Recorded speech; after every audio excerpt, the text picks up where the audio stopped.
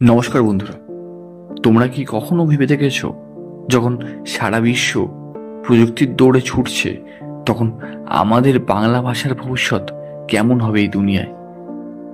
আজ আমরা এমন এক সময় দাঁড়িয়ে যেখানে প্রযুক্তি শুধু আমাদের জীবন নয়, আমাদের ভাষাকেও রূপান্তর করছে। আজকের এই ভিডিওতে আমরা জানব বাংলা ভাষায় প্রযুক্তির ভবিষ্যৎ কেমন এবং কি কি সম্ভাবনা রয়েছে আমাদের মাতৃভাষার জন্য এই ডিজিটাল যুগে। চলো আমরা এক নজরে দেখে নিই প্রযুক্তির জগতে বাংলা ভাষায় আগামী ছাপ।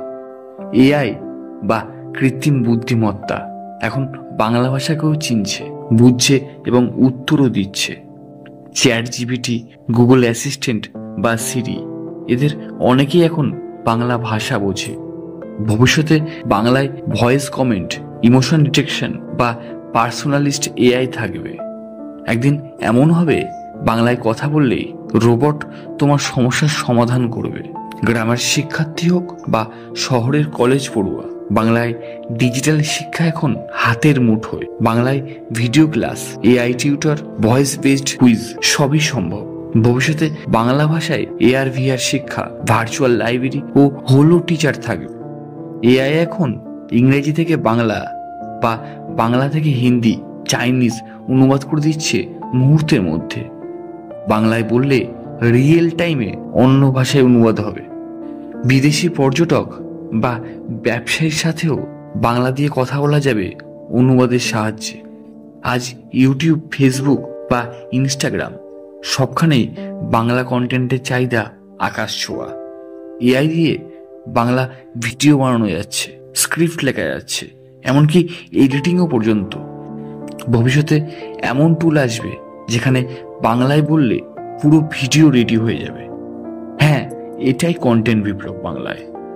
বাংলায় কথা বললেই ডাক্তারি সহায়তা মিলবে এআই থেকে। গ্রামে বসেও ডিজিটাল পরিষেবা মিলবে বাংলায় কথা বললে। সরকারি কাগজপত্র, পেনশন ফর্ম, শিক্ষার তথ্য সব বাংলায় রূপান্তর হবে।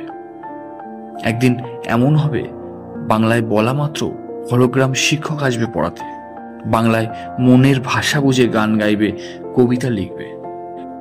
বাংলার প্রত্যন্ত গ্রামে বসে বিশ্বমানের প্রযুক্তি উপভোগ করা যাবে। এই স্বপ্ন আজ আর কল্পনা নয়, এটা এখনকার কাজের ফল। বন্ধুরা, প্রযুক্তি যখন এগোচ্ছে তখন বাংলা ভাষাও পিছিয়ে থাকবে কেন? আমাদের দায়িত্ব বাংলা ভাষায় টেকনোলজি ব্যবহার করা, কন্টেন্ট তৈরি করা এবং বাংলাকে প্রযুক্তির ভবিষ্যতের সাথে যুক্ত করা। তুমি যদি বিশ্বাস করো বাংলা ভাষার ভবিষ্যৎ উজ্জ্বল, তাহলে লাইক করো, কমেন্টে তোমার মতামত জানাও আর অবশ্যই দ্য থিঙ্ক ভাইব চ্যানেলটিকে সাবস্ক্রাইব করো।